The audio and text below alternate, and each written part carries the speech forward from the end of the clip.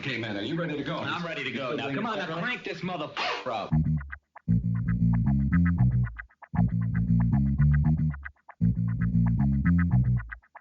Break it down like this.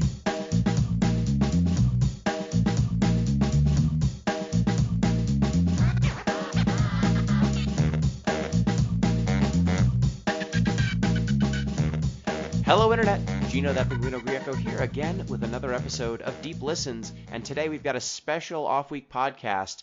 It's kind of a spin-off of Gino's Obsession of the Week because I played a game just to play it for fun and enjoyment. What a novel idea. And I played it to completion along with several other of your Deep Listens favorite hosts, just happenstance. And so we thought, hey, why not do a spoiler cast to discuss it? It's going to be like a regular, week show, but we just happen to all play it instead of, coordinating in advance like the regular Deep Listens episode. I don't know how we're going to title this. I don't know how this is going to be titled. It might end up titled as a Deep Listens episode. It might end up titled something else. Do you mean to suggest there's going to be another spin-off podcast series in the Deep Listens network? No, probably not. This will probably be a one-off show. We did a Pokemon one-off show once. We've done this before. Sometimes we play a game and then do a show on it just without coordinating. But those voices you heard, I am joined by a different crew. I don't know that we've ever assembled this particular combination of hosts before. But I am joined by Chris ZombiePie Redacted. Hello. If Gino's going to judge games based off of how good their card deck building mechanics are, I'd like to judge all future games based off of how comfortably their game cartridge or game disc can be inserted into my belly button. Oh yeah, that's a very reasonable comparison to make. One of them being the main way you interact with the game that we played, and the other one being a physical aspect of the disc. Do you mean to suggest that I should try a different orifice? The other person who's on this show, who's also hosting, is Braden, ArbitraryWater, Redacted. The Redacted brothers are here. I mean, the greatest game of all time is Magic the Gathering then, but specifically the version of Magic the Gathering that Gino played when he was 17. All of the video games, dog shit. I'm trying to think if there was an era of Magic I enjoyed more than the one that I played when I was like 16. I don't think there's any I've enjoyed more. I played a lot of Magic when I was 14. I don't think I fully understood the rules. I fully understood the rules. I just happened to catch a really good era. Like, I caught original Ravnica, which was like a revelation at the time. That's what everybody says that likes Magic. Mirrodin. I also played Mirrodin. Mirrodin was when I started at Onslaught, which was right before Mirrodin, and then Ravnica, though, like it's the only setting that's so good that they've gone back to it 3 separate times. They made I want to live. I want you to age 10 years, Gino, and then I want you to hear the people who are your age right now who are going to say, man, Magic 10 years ago was great. And you're going to be like fucking just wanting to die internally. I think there are ups and downs. There are people who are probably getting into the hobby right now who think everything's fine. This is fun. I'm having a good time. This is the best. I spent $8,000 on this secret lair card, and look at this sick art. Look at 11 from Stranger Things. Everyone loves brands. Everyone loves crossovers. Fortnite does it. I've got my Godzilla cards fighting my Stranger Thing cards, which are tag teaming against Dracula. The Dragon and Dungeons and Dragon cards. There's a Dracula card now too. They made a Dracula. All right. Well, the reason we're talking about card games is because the game we all played was Inscryption. Inscryption, the latest game from the maker of Pony Island, and we all played Daniel Mullins. And so we all played it. It's a roguelike deck builder ? So this game came out pretty recently. We're going to spoil everything to go over it and discuss it. We are going to spoil everything. Yes. If you have not played Inscryption, I think we all agree you should. Yes. Yeah. I think you should check it out. It is a cool thing. Maybe check it out. It, like all of the other games by this developer, it is not what it seems at first glance. So I would say there's also a level of distressing content in this game that maybe Pony Island, though it wages psychological warfare on its audience, is not to the degree of Inscryption. I'll take your word for it. I didn't play Pony Island, so. Do we want to spoil Pony Island? No. I might play Pony Island. I don't want it spoiled right now. But before we get just have Gino plug his ears, like 5 seconds. Fine. Okay, But Braden didn't play it either. Oh shit. Okay, keep going. Okay. Yeah. So before we get into that, just our normal housekeeping, you can get in touch with the show at DeepListensPod on Twitter, deeplistens.libsyn.com. We have our comment sections, and deeplistenspodcast@gmail.com. You can send your emails in there. We will read them and, bring them up on the show. You can also support the show on patreon.com/deeplistens. All right, so Inscryption. Arbitrary. Braden, do you want to explain what Inscryption is?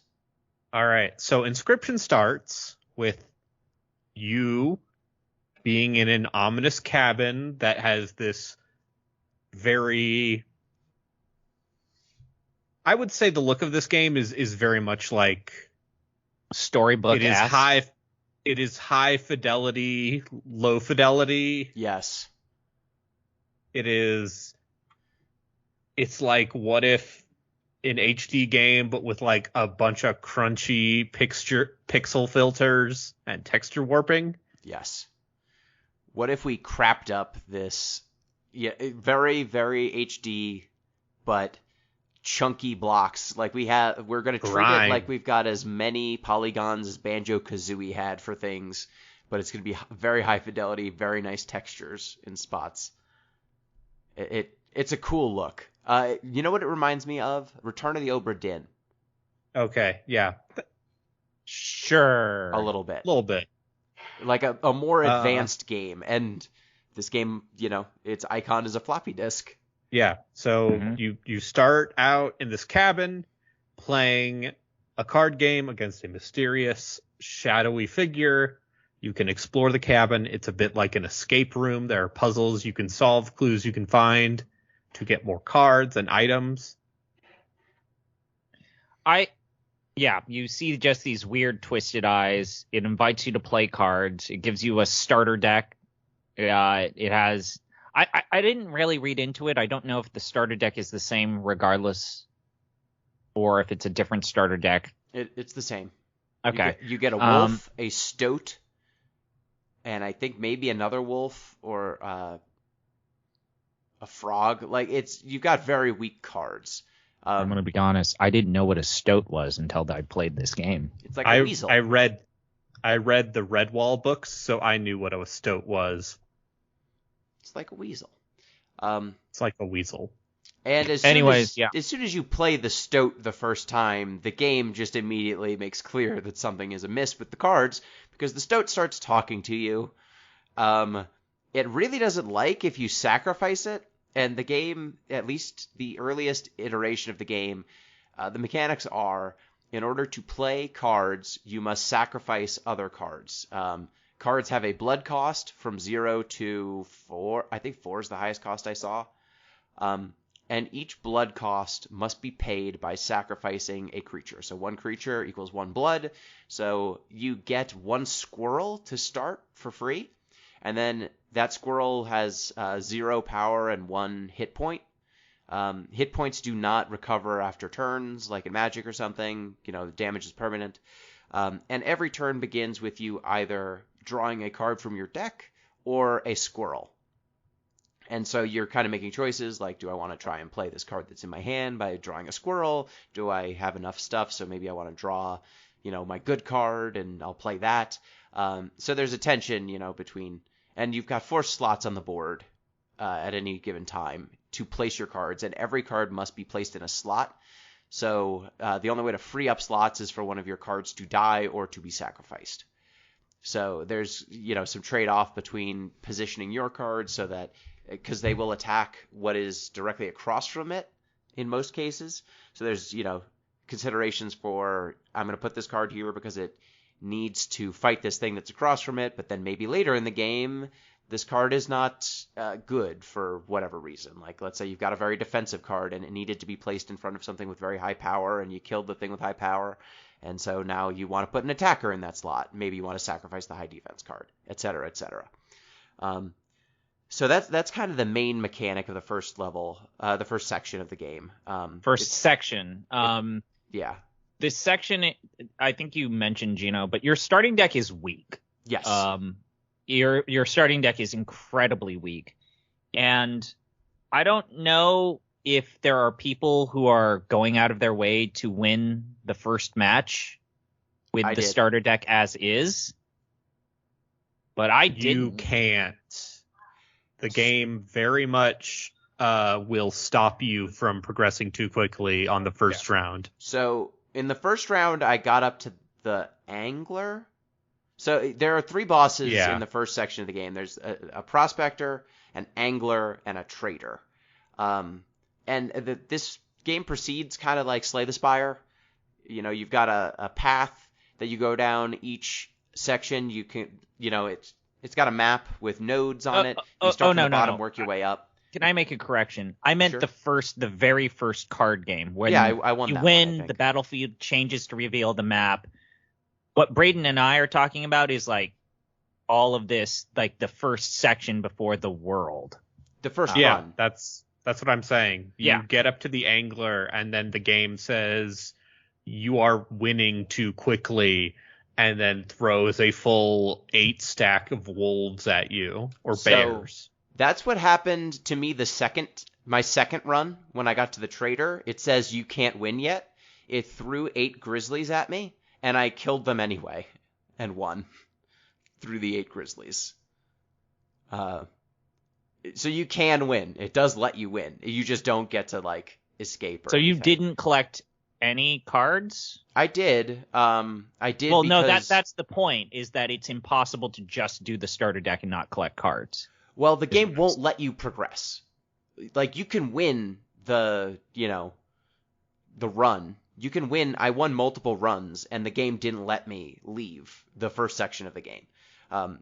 So, like, the moment-to-moment gameplay is you're, progressing down nodes. Each node can have either a battle or some sort of upgrade that you can get. So the upgrade types are, there's kind of a fireplace that you can get, and the fire will improve some stat on your card.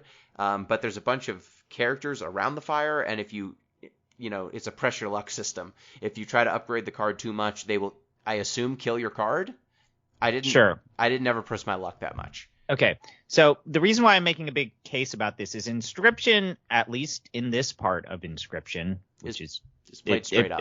It's played straight up. It's centered around animal sacrifice, and I'm basically asking is, did any of you try to not sacrifice animals? No, I never did. You never sacrificed animals? No. I mean, I never tried not sacrificing. I always sacrificed. So that's what I mean, is that there are people trying to see if you can get through this first area without sacrificing animals. I don't. Okay. So you would have to just get a run with all free cards, I guess? Yeah. That's what I'm saying, is if anyone tried to see how long you can go. Because there's right now, the speedrunning community always ruins these nice, like, experimental games that shouldn't be treated just for their mechanics. There's people trying to see if you can play the game with just the starter deck and not sacrifice anything. I mean, you really have to get lucky. I don't think it's possible, is what I think it's possible. You just have to get lucky. So after you, like, every time you die in this game, in the first section. So, well, let's finish going over the upgrade. Like, there's the fire. You've got a character who will combine. There's a Sacrificial Altar where you can sacrifice one card to take its cards have mechanics on them, so you can, like, graft a mechanic from one card onto another card. So, like, you can take a bird that flies and a wolf and give the flying ability to the wolf. So now your wolf is evasive. Stuff like that. There's a mycologist that you unlock later, who it's a guy with 2 faces and two-headed mushroom man. And two-headed mushroom man will take any dupes you have and will saw them together to combine their stats.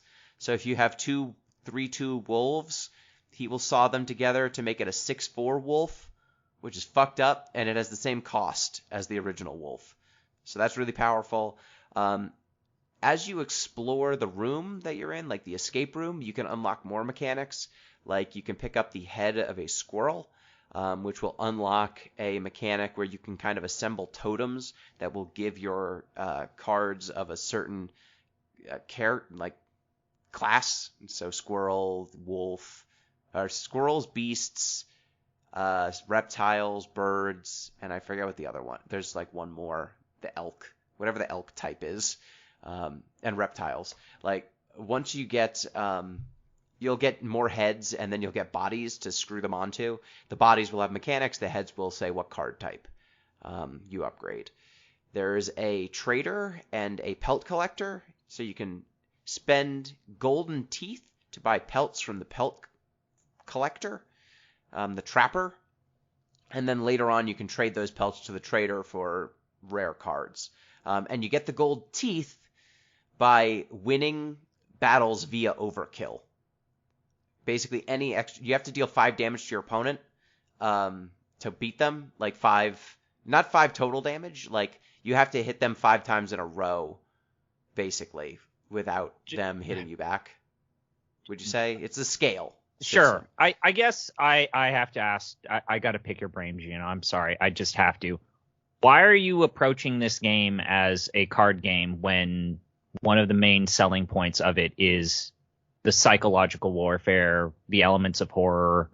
Like, sure, you could treat this game like, oh, I'm playing this card to do this, but how about the part where when you realize you need to sacrifice the card is like literally begging you and shivering and shaking and crying to not sacrifice it, and then when you do, it solemnly like exclaims, well, my death was necessary. I understand. Like, I just don't understand. And this isn't even half of the game that you're breaking down. This first part has so many creepypasta vibes. It's great. Yeah, so like I was saying, the lighting, it's the part where like the game very much and it's unforgiving. Digs into the animal sacrifice stuff. Yes, and this early part of the game is incredibly unforgiving, and it's also important to note if you die the first time, you get to roam around the room, and this is the first time that you get to explore this room. And if you actually explore this environment, you touch things, you poke things, you interact with things, you realize that all of the items in the environment are actually puzzles. Yes, it is escape room. It is an escape room, basically. And then, but the other important thing is that if you lose your second game, you have to start over. And you need to make completely new decisions with the hope that maybe, your deck will be better this time. And you actually get a completely new deck. Unless you're fighting a boss, in which case one loss will be a game over. But the minute that I realized that I didn't necessarily need to play this card game, I fucking died on purpose to go back into that room. You don't need to die to go to the room. No, but like the minute that I died and I realized, oh shit, this card game is not even it. This isn't the focus of this game. Like, let's escape this room. Like, that was it was almost a Frog Fraction-esque moment when you realize you have to go under the water. Agreed. Like, that is definitely the more compelling part of the game. When you start exploring the room, and like the first room has a cuckoo clock that you can, set the time to, and it'll give you a card, or is it a ring? I think it gives you a ring. You get both. Oh, I only got one. I only got the ring, I think. There's what other things are in the room? There's a sacrificial knife that you can get. Hey, Braden, surprise, surprise. The adventure gamer preferred the section about the puzzles rather than the card game. You see, I'm not an adventure game person, and I am not nearly as much of a card game person as Mr. Card Games, making podcasts about how bummed out he is about most popular card game in the world over here. But I think it is fair to say that a large chunk of this game is the card game, Yes. but it is not about the card game. We're gonna get there. It's not about the card game, man. I know it's not about the card game. It's really not about There's the card just game. so much card game. But you don't need to play that much card game. But you do though. To make progress. So I think in the first phase of the game maybe did 4 or 5 runs, I think, before I escaped or so, something like that. Like the cards, the rares are way more powerful than the commons. The game is broken in a lot of fundamental ways. Like if you just take a card that's shitty that has a really good mechanic like triple strike or unkillability and then staple it onto a card that doesn't suck shit. I found enhancing your squirrels was a very easy way to build a powerful deck to beat the bosses. For sure. I got infinite squirrels at one point. Unkillable squirrels. So I just had infinite sacrifices. I could play as many cards as I want, basically every turn. That was broken. I had one where I gave a power 4 card triple strike, which if you just play that on your first turn, you win instantly because it will deal 12 damage and all you need to deal is 5. So there are a bunch of things. Like there's a boss at one point that you have to fight the moon, and that boss, if you just have something with death touch, it will one-hit kill the moon because the moon's whole mechanic is it has a lot of HP, and death touch makes it so that one hit is lethal. So there are a lot of ways. It's not a well-balanced roguelike card builder. Have you considered that you are the far end of the spectrum here? Yeah. Mr. I beat all 25 levels of Monster Train in a couple weeks. I said this off podcast, but I hate to bring it up here. Gino sounds a lot like a certain former member of Deep Listens, Billy, who complained about Papers, Please not controlling well because the controls are frustrating and fiddly. I'm not complaining about the card game. It's about the surrealism. It's the delivery of art. I would like if you to wanted emphasize. to say that the card game is a poor way to surface the story and the surrealist art and encountering the real hook of the game, I understand that. I think that the card game is not the best card game. I'm not complaining. I think that it's adequate. It is fine for what it needs to be. One of my problems with the card game, because I found the card game easy, and like you said, Braden, I'm probably on the upper end of card game people who would play this. So some of the mechanics jump out to me as oh yes, this is clearly exploitable. I have exploited this for a long time in other games. I bet it's exploitable here. Lo and behold, it is. But one of the big things that this game has is it gives you items that you can use that are outside of the cards themselves. So you get up to 3 items, and they include things like some things that are fairly straightforward, like cards in a jar. It'll just give you a free card, from a jar that you can play usually for free. Some of them are you get an angler hook to steal a card from your enemy, but some of them are a little bit more malicious. Say for example, a pair of pliers. What do the pliers do, ZP? If you use the pliers. I don't remember the pliers. Braden, do you remember the pliers? You don't remember the So, because teeth are what the game is using to balance the scale, right? Your character just rip out a tooth with the pliers. Okay, now I thought you meant a specific. It's card. one free damage. Yep, it's 1 free damage. And then if you find the dagger, the sacrificial dagger in the room, in the escape room, that's another item that you get. And you take out your own eye. You can stab out your own eye. And if you stab out your own eye, that's, I think, 3 or 4 direct damage to the opponent. It's 5. It's 4. Yeah, it's a lot. You can 100% save that for pretty late in a run. So I am a huge fan of Mullins' work. I guess I will fill you in on some backstory. This was the product of a game pitch, a short game that was made in 2018 that he made in about 48 hours. And he just for his game jam, he wanted to make a game that was Magic the Gathering, but you had to sacrifice your body parts to play cards. And so his game jam submission for this was basically, it's like, yeah, you know, in my original thing, you had to like chop off your hand to play a trap card, and you have to take out your eyeball in order to play a mana card. And he was like, and then by the time you could either win by killing the health points of your characters, but you're also losing health points by just playing cards because you're sacrificing different parts of your body. And so this was much more, let's say, direct about the body horror portion of it in its original pitch. Like you literally, they would like in his game jam submission, you had to chop off your hand. But that seems to have carried forward into this fully fledged version of Inscryption. Yeah, the game does not tell you when you use the pliers or the knife what they do. You find out by using them.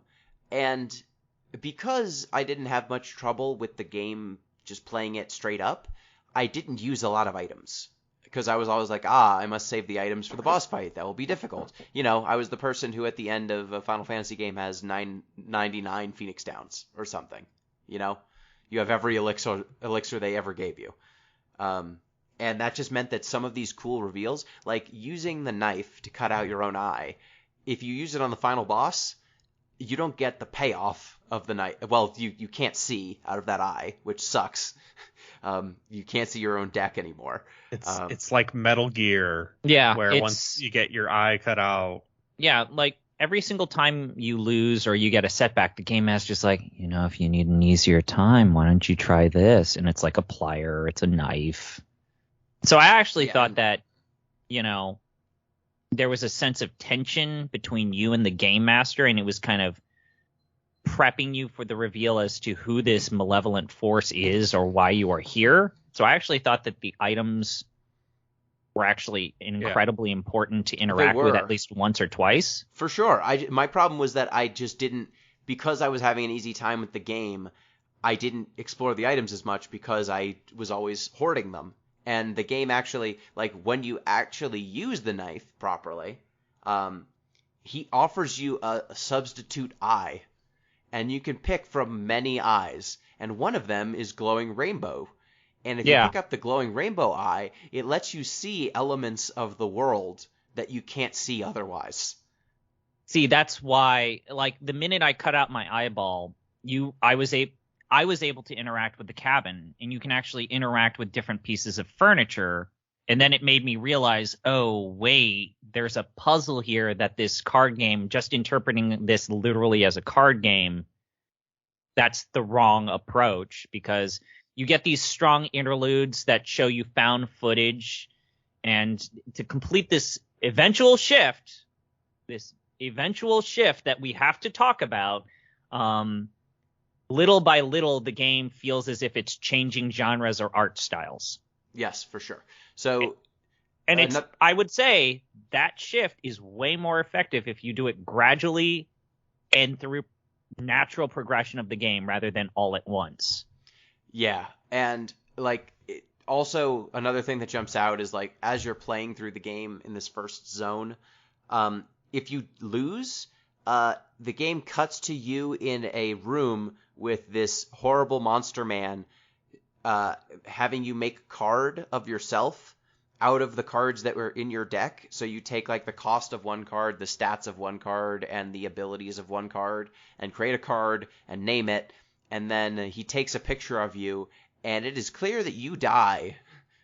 Like, die after you win. Oh, yes. So if you die the first time, that's what happens. He banishes you to the Shadow Realm. Yeah. If you die the second time, he banishes you into the Shadow Realm. Yeah, so when you lose, he kills you. If you win as well, he makes a, like, winner card for you, and then he kills you again. So you can't escape by winning the card game. You will just keep playing the card game over and over and over again, never escaping unless you do the escape room. You eventually find some other secret cards, a stink bug, which introduces the bones mechanic, which is like you pay for cards with bones of the cards that have died on your side of the field. And then you eventually find a caged wolf and I think you can open the Caged Wolf, and it gives you an Old Wolf card. I So think. Yes, and there are a couple little puzzles you can solve that are like little, basically chess puzzles. Not to spoil your next week's podcast, but and you get cards for those. You get like the ants, and I think that particular bit is one of those things where I will agree with Gino, where you cannot necessarily build a deck in this first part. nope. You are taking what you have and basically creating one or two overpowered cards, and that's mostly how you win. And you're trying to draw them. You're just creating a handful of overpowered cards, and you're hoping to draw them in the right order. And if you draw them in the right order, or you have the items that just like insta-win, like the dagger still, like that's how you get through a lot of these runs. But it's not hard. Like, No. the first boss is the Prospector. His gimmick is like you have to... And each of the bosses have two phases. The first phase of the Prospector is there's a mule, and he has some like regular cards that he's playing. If you kill the mule, it gives you a bunch of free resources, so you want to kill the mule. The second phase, he just insta-kills all of your units and turns them into gold nuggets. So you want to have something to play after he insta-kills your stuff. The second one's the Angler. His first phase, every other turn, he will steal one of your cards, the most recent cards you played. And then the second phase, he plays a bunch of chum buckets opposite your cards, and if you kill them, they turn into great whites. That will kind of blink out of existence on your turn and blink back into existence on his turn, so that they can attack your things without you being able to attack them back. And then there's the Trader, who, like, his first phase... I don't even remember what the Trader's first phase does. The Trapper's first phase is, he's the Trapper. He puts out traps that will Right. basically kill and trap your units and turn them into pelts. And then Right. when you get his first health bar down, it's like, oh no, the Trapper and the Trader were one and the same. And See, then you have to trade them pelts For good cards they have. for good cards. I feel like it's very clearly communicated that these bosses are able to like convert their cards into better shit that always feels cheap. Like there are always bosses that feel cheap. So I felt like, clearly what the game is saying is you should not be playing by the game's rules for this card game. And so You for should be that, cheating. You should be doing unfair things. yes. So as someone who played Pony Island, that to me was Daniel Mullins saying, it's time for me to find the real game. Oh, so for me, I realized... So I was like, okay, what are the best cards? Mantis God. Mantis God? He's so good. That's the best card, is Mantis God. One sacrifice to get a 1/1 with triple strike. Then if you just like augment it in any way or give triple strike to anything, you're probably winning on the back of that card. Ouroboros was also very good. It was costly, but if you got it into play, every time it died, it was unkillable, and every time it died, it came back +1/+1, and that persisted through the entire game. Regardless of the phase, if you got an Ouroboros, it was as improved as it was, from previous sections of the game. I was a big Strange Larva fan. Strange Larva's fine. maggots. It turns into the a maggots. Mothman. There's the corpse maggots. There's that awful ringworm card. But if you give the fucking ringworm card. to the people around the fireplace, Yep. and they eat it, it kills all of them, and then you can enhance your cards as much as you want in fireplaces. It's just It's great. then on? stuff. Every other run? Yes. Well, just for that run. Okay. That's pretty powerful. Yeah. You can break the game, which is literally everything that you have to do with David Mullen or Daniel Mullins' games. Yeah, and then the last phase is like the final boss is your captor, and you end up in the cabin that you're trapped in. And he will give you buffs if if your deck meets certain requirements. And one of them is always, do you have a ring? Is an option. Like you can pick between one of 3 challenges. And the do you have a ring, like you can find a ring in the escape room, and if you have that ring, you'll always pass that challenge. But I also had a ringworm in my deck once, and I picked the do you have a ring, and he counted the ringworm as a ring, which was cool. Oh, that's great. So you can pass those challenges, and if you pass those challenges, it just breaks the game even more. Like for the final boss, you can like draw, instead of drawing, you pick a card out of your deck, and then there was another one that's like draw 2 cards every turn. Okay. So, Gino, how did you realize that? When did you realize you needed to transition to the second part of the game? When I beat it on my second run, and the game didn't let me progress, I died. So, you said, did not sacrifice any body parts. No, not in my second. Oh, in my second God. run, I made a 1/6 unkillable death touch, and that was free. It was free too. And so, like I said, like those grizzlies that were supposed to be like, you can't beat the game now. I was like, ha ha ha, I have a 1/6 death touch. That's unkillable.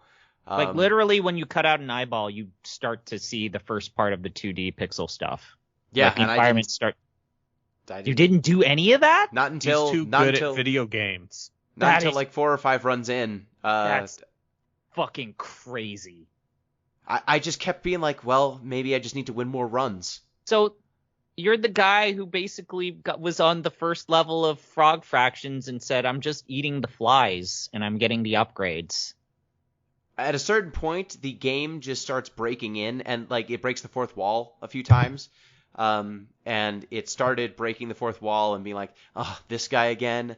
Mantis God, that's a good card. And it just kept kind of prodding you for playing the game normally. And after you win the first time, you get access to a bunch of videos that imply that something weird is going on.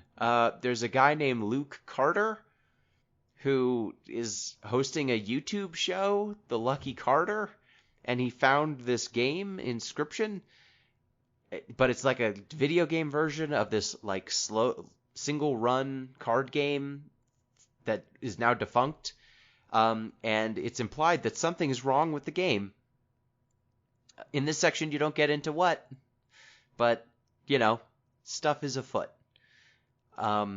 So once you get past this section, you get the eyeball, and the eyeball, I think, unlocks most of the stuff. You get a goo creature who will kind of give you hints on where to go. While constantly screaming in pain. Yes. Did you ever figure out how to get the hammer or the sword or like the mace off the wall? No. I didn't either. I don't know if you can. You might be. For all I know, you might be able to. That seems like something someone will solve eventually. Yeah, and I wasn't able to figure out what the heck you can do with the skull on the wall. There's a skull on the wall that if you click on it, it gets red eyes. That didn't seem to do anything. No, that does do something. It does? You guys want me to tell you what these all did? Well, there's a skull with gold teeth in it, and that just gives you free gold teeth. Yeah, you get free gold teeth. There's if you put out the candle in that area multiple times, he will upgrade your smoke card to greater smoke. What? Which can which can actually do damage instead of just being like a free sacrifice. I'm cool with that. Okay, so the wand, hammer, and the rule book, they're actually all kind of connected. So they're to the left of the player area, right? Yes. And you see that kind of cupboard that holds a big rule book describing all the various cards and effects and, you know, the players that you're going to encounter. And there's a passcode in there. Correct. And above it, there's a wand and a hammer. Yep. But they're kind of like, they're nailed there. It's kind of the foreshadowing of what the comes after the cabin. So the cabin's it's a mystery box. It's got all this it's all these little weird puzzles. And so basically it's, you know, a visual metaphor of this. I also, there's a current theory that the hammer is connected to the AR, the ARG. Well, the hammer shows up in later parts of the game. So yeah, every single part of the cabin is a puzzle. The green blob head is amazing. I loved it. It's probably the most useless thing, but it's just a fun little strange secret. He gives you hints if you haven't solved all of the cabin puzzles, so that's useful. Yeah, but he's just a guy who's miserable. That's there. He's a goo beast. Yeah, so all those like little puzzles, they will upgrade your deck, but they only upgrade your deck for like one run for the most No, part. that's not true. Every time you die, the skull spawns a new gold tooth. No, yeah, the skull spawns a new gold tooth after every boss battle and every time you respawn. And I more meant like if you got the ant and the ant queen card, or I think there's like a kingfisher card, like those cards are there for one run. The wolf figurine ties to the clock puzzle, which are both connected to getting out of the cabin. Yes. So some of your cards will talk to you, specifically the stoat, the stink bug, and the old wolf. The stoat is really not thrilled when you sacrifice him. Abrasive. And he's abrasive. The stink bug is fairly nice. Like, it's always like, look, if you got to sacrifice me. Look, if this is what I got to do, it's what I got to do. I only had the old wolf for one run, so I don't know what his deal was. But as you keep playing, the stoat looks more like a person, and the stink bug looks more like a person. They stop looking like their original forms and start looking more like people. And you eventually start running into the death cards of your previous self and other players. So it becomes clear that people are getting trapped in here. So yeah, we need to talk about the second act then. Yeah, so when the game becomes a 2D pixel art RPG. So you basically eventually get the ability to find the film. Yep. There's film. Found footage. And you put the film at the end of every run that you win. You're put in this room, and there's a camera, and you can reach for the camera and try to take a picture of the horrible monster named Leshy, who has kept you locked in this cabin, but there's never any film in the camera. So this time, you get the camera, and you put the film in it, and you take a picture of him, and he's like, wait, what the fuck? And then he dies, is turned into a card. You then are able to move around the cabin. You find a pile of bodies in the back room of your previous selves, I assume. And then you get a card that goes into the main menu. So the main menu, the new game option, it's important to mention, like when you start this game, you start with continued. You do not start with new game, which was really weird. But this gives you the new game option. And so when you hit the new game option, it throws you into a 2D, almost like Pokemon-esque card game. Again, you should really check out this interview that they did on Cultured Vultures. Apparently, or I'm sorry, Rock Paper Shotgun. While he was trying to figure out. While Mullins was trying to figure out how to make this into a real full-fledged game, for whatever reason, he started playing the Pokemon trading card game for the Game Boy Color, like the original Game Boy Color. And he's like, this is incredibly that. Yes. He's like, something clicked in my head, and I realized how to turn this Game Jam game into a game. But also, I still wanted to put my version of Pokemon, the trading card game for the Game Boy Color, into my game. And so I just put it in. Yeah, so this section is completely unlike all the other sections. It's a 2D game. You, at the beginning, there are 4 masters. Each of them make different kinds of cards and have a different method of producing cards. There's Leshy, who you meet in the first section, who is the master of beasts. He uses a camera to turn beasts into cards. There is Magnificus, who's a wizard who paints things and makes cards that way. There is Robot Man. I forget his name. It's numbers. Mm-hmm. Letter number robot. He makes cards using a scanner, like a 3D scanner. And then, is it Grimora? Is that the last one? Yes. She's about death. And she writes poetry of people and makes zombie cards out of them. I gotta say, of the game's 3 distinct movements, I loved the first act the best. I tolerated the second, and the third act I feel like didn't really fully. The third act is what it is for a reason, and I respect that. But I feel like this game, in that first cabin, that first environment, is this game at its best, kind Agreed. of playing its psychological warfare asking you, demanding you in some ways to like figure out what's really going on. And I actually was kind of bummed. Like the initial impact of realizing, oh shit, this is a completely different thing, but it's like a cutesy art style. I feel like it's a more by the numbers trading card game than the previous one, even though it's still sort of the same thing, but like the structure of it.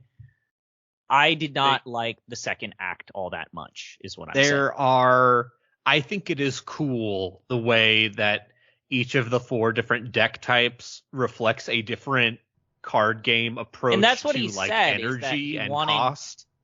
He wanted to basically make fun of or like lampoon or make people think about the distinct styles or types of deck creation and trading card games. The robot deck is basically, it's like Hearthstone style where you just get 1 mana every round until you have a maximum of 5, basically. Six, I think it's 6, and it's an energy meter. Okay. Yeah, it's an energy meter that goes up by 1 each time. And the wizard card deck is you have to physically put gems on the board to summon creatures. It's almost like a Magic the Gathering mana system. It's like a Magic the Gathering mana system. You need the right colors, and if you have the right colors, Necromancer you can play cards of that color. decks. Yeah, the Necromancer is bones, recycling. And recycling dead cards. And then Leshy is sacrificing, which is like Yu-Gi-Oh! To play bigger cards, you sacrifice weaker cards. I don't know. I felt like because this was more by the numbers, this 2D section was the weakest of the game for me. My perspective here. I don't give a flying fuck about this card game shit. I am in for Daniel Mullins doing his weird surrealist art shit. I'm looking for like that weird Pony Island, finding out what you're being done in the game, and the hex and all the genre shifts. That's all I'll say. I'm in for that. And when this was basically just card game combat with just a few little winks and nods, like wink directly into the camera, I was kind of bummed. Yeah, so for me, I found this section of the game kind of the most compelling from a gameplay perspective because it was interesting to see the game try to blend these 4 different styles. Because you could, very early on, before you start opening packs from the different bosses and the different enemies you encounter, like most enemies will give you a pack of cards, which will have 1 rare and multiple commons in it. Early on, you have to pick like which of these bosses do you want to replace, and they'll give you a starter deck that uses their mechanic. So if you played a bunch of the first section, like Leshy is an obvious one because you'll know how the mechanics work. I picked Magnificus the Wizard because that sounded fun. But none of these cards. You picked the Magic the Gathering deck. I did. I picked the Magic deck. I didn't know. I mean, I didn't know what mechanics they were. But as you early on, these decks do not blend well. You will eventually find there are cards that tie these together. Like there's a wizard card that it takes payment in the form of energy from the energy meter or bones from the bone meter. So you can use these other, currencies to power up this card. There are some, bone cards that generate colors so that you could play the wizard cards. There are sacrifice cards that make more bones than normal so that it can power up the bone stuff. So you can start hybridizing these different mechanics pretty well by the end of this section. And so I thought from a mechanical perspective, and this is also the only one where you're making a real deck. Like you make your deck, you keep the deck. You're only adding by adding cards, or you get foils by damaging, by overkilling your opponent in this section, and that's how you get more cards or packs. So it's the most straightforward from a gameplay perspective, but it's also the most diverse the gameplay ever gets.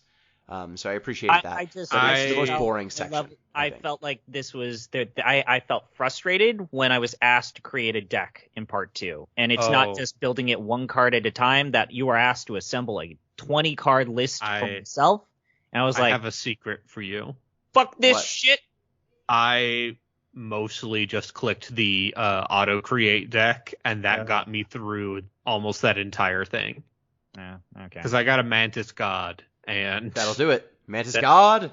turns out that'll do a lot. I also got a Mantis God, and my strategy was draw the Mantis God. I deeply appreciate this game's very hyper-specific reference to the Pokemon trading card game for the Game Boy Color, but I think I agree with both of you that it's probably the weakest part of the game, just because none of these mechanics are necessarily fleshed out enough. It's not even but it's that, also but like 2 hours long. it's 2 Yes. hours long, and then also, like, even if I wanted to approach this like Gino, like, if I approached this like Gino, I would have been hoping to battle the last two Scribies and Magnificence and Grimora battles, and then it just hard cuts to the next section, which I Yes. feel like is a real demoralizing, if not disappointing, way to conclude this. Yeah, like your deck gets better, you get better at the game, and it's very clear after like the first battle or two that this game doesn't give a shit about you getting good at it. Like, No. there's no penalty for losing any battle. You just do it again. The mechanics aren't even especially deep in this section. They were like deeper in the first section of the game. It feels very perfunctory. Like you get to each of these different what would you even call them? Like domains. You get to Leshy's cabin. You get to Grimora's tomb. And each of them will have 3 enemies you have to beat. The 3 enemies go in sequence almost every time. Wait, you understand what the whole point with Magnificus is, right? What do you mean? Magnificus, like Mullins said, Magnificus, his whole intent was that Magnificus is the wolf card. Yes, he is. I know Yes. he's the wolf card. The stoat is the robot, and the stink bug is Grimora. Okay, Yep. cool. Okay. Yeah, You were just saying that to where I just needed to point that out. Yeah, But no, they yeah, are all- it's just like even again, I just want to emphasize, like, me, I did not, I like the initial reveal that there's an entire genre here, but I don't feel like it even takes advantage of the format. I don't feel like it takes advantage of the structure. Like, you're even inching closer to these layers and you don't even quite get there. And It's- there's less weirdness. There's frankly. less Like, weirdness. There are fewer secrets to find, at least that I There's no found. puzzles. There are secrets There in are the secrets, second part. Yes, but There's stuff. There's some optional bosses that I did Really? not fight. Yes. Huh. I am aware of and the some of optional that bosses. unlocks stuff in the third part. Yes, that is correct. Did either of you become skeleton form? No. No. Oh, there's a mirror you can walk into, and you walk out as a Oh skeleton. yes, as that's how you change your character's opinion. Yeah, or What do you mean? appearance. Oh, okay. Yeah, appearance. Yeah, But I anyways, did not find secret bosses. I did not. Well, it seemed much more straightforward. At the end of this section, you fight, the boss that you're supposed to replace. Well, you're supposed to fight the boss you're supposed to replace. Instead, you fight the robot, I think. You always fight the Yes. robot. And the robot, before you can defeat him, seizes control of the game, and it reboots itself. Except it's kind of like the first stage of the game, except instead of a cabin, you're in the robot's lair. Yep. And he's in charge. And the game becomes a top-down... how would you even describe the robot's version of It the is not a roguelike? roguelike. It is more of a straight RPG, I would say. Yeah, it's got the Demon Souls mechanic. Yeah. You die, your money's there, and you get it back if you get back to it. But if you die before you get back to it, you don't get your money back. But again, like the enemies that you beat stay dead, so you can always get right back to the money. There's no penalty for dying, really. You get a higher bounty on your head the more wins you get in a row, but that doesn't really matter. And now the game plays as the robot's mechanic is primary, so it's the energy mechanic. Did you figure out how to do the 3 graduate students? What do you mean the 3 graduate students? Oh, this was an optional thing from 2 that carries over here. Never mind. I don't want to spoil it. The students, Magnificus's students? Yes. Yeah. I found the slime boy. Oh. You can actually free him. Yeah, you can Oh. actually free him. How do you free him? There's codes for the 3rd room. It's found in the chest. I tried to use the code on the staff thing and it didn't work. Nope. I tried to brute force it and that didn't do it. You check it and then you Okay, I'm going to go ahead and say it. You input it using the volume tab on the game. What? The volume tab on the game is actually an interactable element. Huh. Okay. What happens if you free him? He's a happy boy. Is he not in pain anymore? Nope. Yeah. Yes. Yeah. Okay, Well, let's keep fun. going. Yeah. Okay. There's little things like that. And then you realize, and this is why I really fell in love with Inscryption. I realized that certain things you do in Act 1 and even certain things that you do in Act 2 impact the way that Act 3 is. So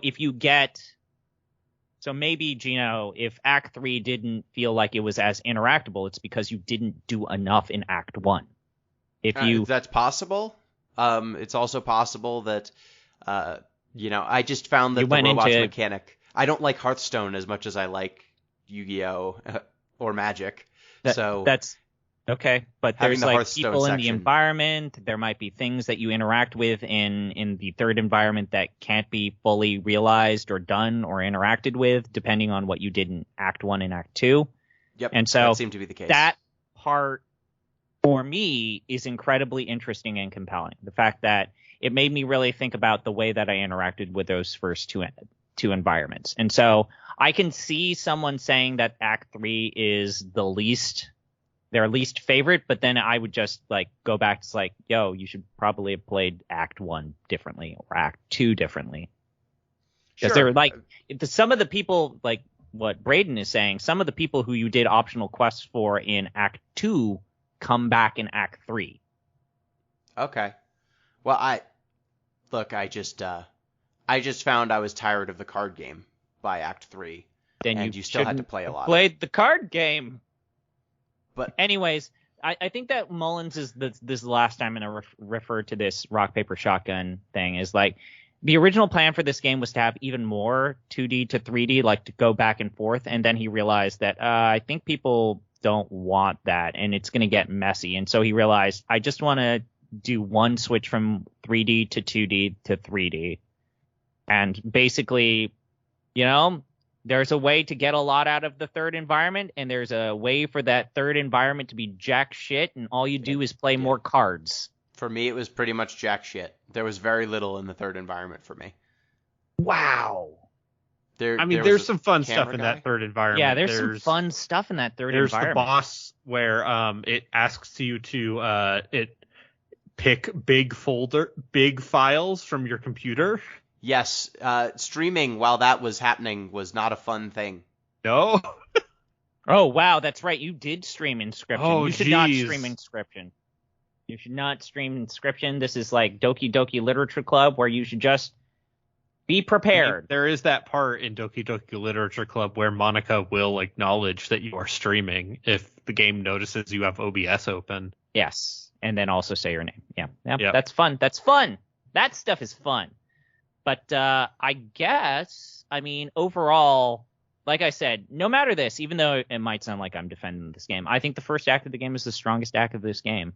Yep. And there's something to be said about, we sometimes get into this, especially when we do open world games. It's like, if I were to play the game and get very little because I just beeline the main quest and I did none of the side quests and I got a vastly inferior experience, am I to blame or is the game to blame? And I think it's a little bit of both, right? Like, yeah, it's kind of like in the world of board games, there's a real reckoning with board games. It's like, how much do you penalize board games for analysis paralysis? And certainly there are board games that breed it and lock that in and exacerbate it. But at the same time, you and I, when we play a board game or a card game, and there's a person taking 7 minutes to contemplate whether or not they want to play one card or make one move. Oh, you mean my personal hell. That's not the design of the game's fault, right? Well, I think this game, and Braden, you go first, then okay. I can go. I think at some point, this is a reminder that actually making and balancing a card game of any competitive stripe is incredibly hard. Yes. And hey, ask Artifact how it's doing. No thanks. Richard Garfield's Artifact. but and I think for me, a lot of this game absolutely coasted on vibes by the end, because I was extremely done with the card game part. Oh, absolutely. And that's why I think I just was like speeding through the card game Yeah. part, ignoring it entirely. It's like, I'm going to tolerate this bullshit. Give me more art. Let me zone out and wait for more questionably acted fake YouTuber footage. Yeah, and that's the thing is, like, this game, I would be more I wouldn't be as harsh on the card game. Like, it's not a bad card game. It just overstays its welcome. Like, it's not that part, especially balanced. 100% I agree with you. I think that the card game, in a lot of ways, should have been de-emphasized. And I feel like it Yes. would have been better if there were more opportunities for you to interact with the environment naturally. Like, Just if more weird gameplay shifts. I think that Or this more definitely escape needed. room. This definitely needed when you exit battles. I feel like it's like you stand up out of the table. You should be able to stand out of the table and just realize, oh wait, I can interact with this environment. But the way that it's structured from the beginning is battle. Oh, you died. Now you get to explore. And that, I think, to me was a structural mistake, because it doesn't forewarn you that there's something more here. It relies entirely on those card mechanics, which for a lot of people might not be the best way to communicate that there's a mystery. Yeah, and once you start getting the mystery stuff, I just found that I exhausted a lot of the content, or content relied on me finding obscure things in the card game world and stuff like that, to such a degree to do the escape room part, like that it made me hamstrung in the escape room. Like, when you made me have to play the robot section appropriately to get enough pelts, to get enough secrets from the trader in the third section of the game to get all the secrets, I didn't want to get more pelts. You know, I didn't want to play more card game to do that. The game, there's some backstory. Yeah. And we should talk about the ARG, but, like, in summary, I think the card game overstays its welcome a little bit. It's a solid game that, you know, if the challenge was higher, or if this was the focus, I would, you know, be more forgiving. Also, this game's a bait and switch. Like, when they showed this on the Devolver Digital press conference, if you didn't know that this developer made Pony Island, so assume that, you know, whatever the straightforward sell pitch of the game is actually bullshit. I don't know how I would feel about this game that's ostensibly a roguelike card game eventually being a weird Look, man, thing. If Devolver Digital is making a cheeky trailer, you know exactly what the fuck you signed up for. These are the people that, like, Literally have a troll. they have a troll Press. account on Twitter. They have a troll E3 conference where they're literally shooting the shit and making fun of people. Like, Hiring Devolver that Digital actress who is knows very good. exactly what they're doing, and also it was eventually very clearly communicated. Like Mullen said, I almost wanted it, and there's a reason why Steam would not let him get away with it. It's like Mullins is like, one of my biggest regrets was actually being forced to add the horror tab to this game because I wanted people to be surprised more. And it's like, you're a psychopath. Yeah, I loved when it was a horror card game for the first section. Then when the horror became very meta. I think the way Leshy's eyes yes. glow and swirl every time he speaks, and instead of doing like a regular Banjo-Kazooie type nonsense, it's literally just like this deep humming. I loved when you fight the prospector, there's just a pickaxe sound in the background. Yeah. Of this, I don't know. Like, echoing... There was that moment with the third act where you're playing it and like an icon falls and then it's like deleting disk content and it's actually showing you deleting all of your data and it's your cards that he's deleting. Like, that was cool. Yeah, and after you eventually like defeat the robot and the other characters, Magnificus, Leshy, and Grimora, they pull you aside and say, "Hey, just distract Robot Guy, and we're gonna fix this." And they do it by snapping his neck. They snap his neck off. They snap his neck and kill him. And then they're like, "Okay, so what are we gonna do? Because we can't. Because basically, one of these characters is coming to dominate the game." and whoever's dominant, it changes how the game plays as well as how it looks. And Gromora basically takes the files that the robot has compiled and decides to delete them instead of allowing this cycle to continue. And then you kind of go through sections where you play Leshy again, and Leshy's just like, just let me play one more time before I die because this game is getting deleted. And he's just very sad. You can't finish that game. Then the world is ending. Assets are like popping away out of existence. Hey, Gino, would you say that the deletion of this world's essence in this game is way more effective than, say, Nier Automata? Yes. I love these characters being like, let's just play we were made to play the card game. All we can do is play the card game. Can we play one last card game? Our only purpose is playing the card game. And they straight up have unique assets. Yes. During this part. You play Gromora. What the game would have looked like if Gromora was in charge. Yes. And then when you fight the wizard guy, you fucking pull out a dual disc, and he calls it a dual disc. He does, and it summon snaps the creatures out like fucking Yu-Gi-Oh! And it made me very happy. And then he dies, and then all you are left with is the ominous threat of do not look at the old data. And of course you look at the old data. And then it cuts to a video of this this character who's ostensibly been playing the game, Luke Carter, getting a knock on his door. And if you watch all the videos leading up to that one, there's fairly normal videos, and they get progressively scarier and more incoherent over time. And the last one is just a person from the company who made this game coming to the door and shooting him in the head and taking the floppy disk away. Yes. So I'll say this: that GameSpot article has been updated to say Inscryption has officially been completely solved. Oh, cool. So we're not going to talk about all of this, but yes, there's an ARG basically. There's an ARG. You follow the life of Luke Carter, the lucky Carter.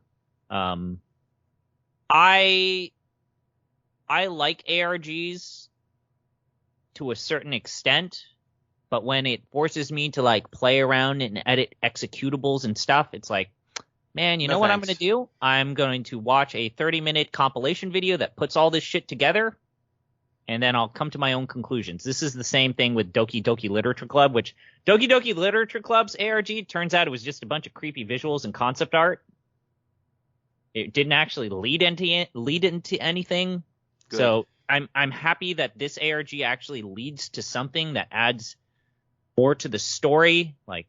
There's a weird moment when you start to learn about Slavic deities. You find out that Leshy is named after a Slavic deity and actually might be connected to that deity. Cool. They put in an ARG that I don't know how much you want to talk about this. The ARG, I think it gives you a little more context. It looks like I mean, you find out that Luke's sister died sometime before the 2000, in the early 2000s, and that he's dealing with the grief of losing his sister, and that leads him to. They both loved card games, and that's why he is so passionate about card games, and why he's a card game YouTuber. Yeah, and he does the Lucky Carter videos, but it's him slowly descending into this kind of torment. Yes, he gets trapped in the game, or is trapped playing the game, but there's more to the game because the old data seems to have the game is sentient.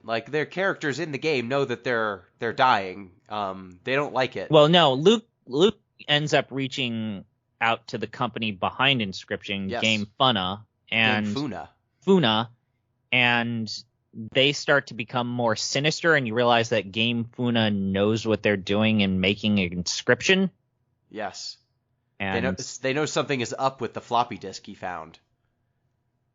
The floppy disk he found in the woods. Buried underground. But it would appear, based on the ARG, there's evil code. I'll let you look it up, dear listener, if you want to know all the ARG stuff. But there's more to this game than just the game that you play. So yeah, what do we think as a card game and then as an experience? What do we think of Inscryption? Braden, you go first. Okay, as a card game, I think I am mostly with you in that I think this game was made so that normal people could play it. Yeah. And just from listening to the scuttlebutt from games press personalities who couldn't even slay a spire if they tried. They seem to be into it. I do think that mechanically the card game it has a lot of neat ideas that are all surface depth, because it would be very hard to replicate all of them in this 10-hour creepypasta. I don't know what you're talking about. I like Deathloop more than Deus Ex. I'm going to fucking fight you. Deathloop is a bummer. And I haven't played Deathloop. I might talk about that at some point. What about as an experience? As an experience, I think this game is pretty fucking great, and it made me buy both. Well, I actually had Pony Island from like a Humble Bundle, but it made me buy the Hex. So at some point, I'm going to check those out when I am in the mood for more of this. And now I am going to pay attention to everything Daniel Mullins makes, because I like the weird meta stuff. I like the frog fractions, and I wish to support more of that in the future. ZP, what did you think as a card game? As a card game, you're asking Porky Pig what his favorite barbecue sauce is. What, 7 out of 10? 3. I think for me, the card game is like, it reminds me of the classic line that everyone would groan when you saw it in the game review. Fans of the genre will appreciate it. And I don't know. I think I agree with Braden. I agree with Braden. I think that part of the reason why this is breakable and easy and accessible is that it's accessible. This Mullins guy, he's got some real creative ideas, and he doesn't want you to miss out on a good time. And so he made an easy card game. It's not the most fun card game, not by any stretch of the word, but maybe at some point later this year we talk about our favorite deck building roguelite of the year. Mayhaps. What are you talking about? I'm saying Tainted Grail is on Game Pass, and I need to check it out. I don't know what that is. I thought you were going to talk about that Yoko Taro game, which is dog shit. I hear that game's a bummer. I can't believe Yoko Taro made a bad game. I can't believe Yoko Taro made a bad game. Anyways, as an experience, I literally stopped playing Dragon Guard 3 because the frame rate made me angry. Yeah. Anyways, I 100% agree with Braden. I am fully into seeing what this guy makes next. I think that he's like an auteur. I think he's got a weird, like, he's got a John Waters quality to him in that completely subversive art, genre bending in a way that I genuinely appreciate, really upsetting and unsettling visuals that work in service of the game. I just hope that I'm not even asking for something that plays mechanically well, because I feel like something like Papers, Please proved that if you have a reason for a game controlling the way that it does, you can basically sell me a shit salad and call it fucking, a cob. So I'm totally fine with whatever his games play as. I just hope that he understands that there needs to be a better structure to that. You can't just, hey, it's a 2D RPG like a Game Boy game. Like, I want there to be something there that feels like a natural flow. So that when I get to the final part of the game, it's like, oh shit. It's like, I like Frog Fractions, but I was also the guy who's like, man, this adventure game part of Frog Fractions kind of sucks shit because there's really only one solution for this. I'm spending so much time trying to get through this fucking parser. And it's like, I feel like there was a break like that in this game where it blocked me and it kind of lost me. Yeah, I think this game would be stronger if its gameplay elements all culminated at the end instead of restricting you back to basically the robot deck stuff again. 100. Or that there felt like there was a more natural connection from part 1 to part 2.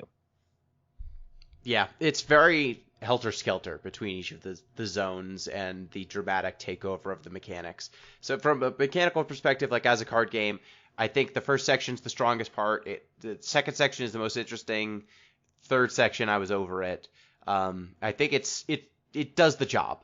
As an experience, I think I really enjoyed the escape room bits. I wish there were more of it.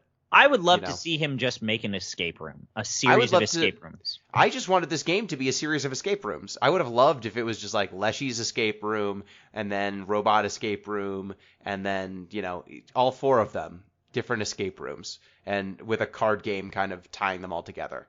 And maybe but that would have involved making the card game more replayable or changing it up. Like, what if instead of having to blend all 4 card games into one unified system, you just had 4 different weird card games that, just stayed long enough so that you could play them. Like, Gramora's whole, you have to make bones, and then there are cards that produce bones on a steady basis. Like, that could have been a whole section of the game. Yeah.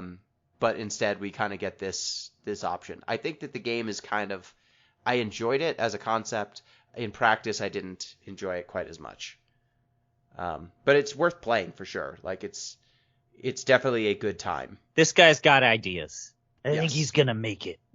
Yeah. I think he'll be okay. I like his huspa. This has definitely seems like the one of his games that has blown up the most. The word is hudspa. Huspa. Hudspa. No, it's isn't it it's chutzpah? No. Hudspa. It's spelled like say it. CHUTZ, right? It's not an English word. It's not. It's Yiddish. It's Yiddish, right? It's like yes. Huspa. Hudspa. Gnocchi. Gnocchi. I'm dying. Help. Ugh. All right. Well, that I think will do it for Inscryption. We don't have to pick another game because this is an off-week thing. I'm sorry. It's fine. You can look forward to our Off the Deep End podcast on Suikoden coming up soon, and also your podcast on Into the Breach. Yes, on Into the Breach. And at some point, Final Fantasy VI. Yes. And at some point, Final Fantasy VI. So, thank you. Thank you, ZP. I don't even know how to piss off. I don't want to piss off Gino. I feel like I've done enough of that today. God bless you. Each and every one of you. I felt bad for roasting Gino about liking good television shows. Yeah, we shouldn't have done that last night. Do you want to make a last pitch to Extra Life, Gino? It's fine. We'll figure it out. I might pitch to Extra Life. I'm going to have a stream at some point. So I've still got my 5 digital children. They're next to me now. Can you turn that into an escape room, or can you turn that into an ARG for your own thing? I could. My 5 digital children are all healthy. They're doing well. So people who didn't watch our Extra Life stream, I empowered 5 Digimon, first generation physical Digimon. And they are all growing. I didn't realize it takes like a day or 2 for them to become killing machines. So hopefully tomorrow I'll start the culling. I have to play an extra light hour of Draken. It sounds like M actually thinks she can finish this game. I want to see it. If M finishes this game, I told her I would buy her a game of her choice under $15. Yes. So she's just upgrading. Draken's like 99 cents, and so just upcycling that one.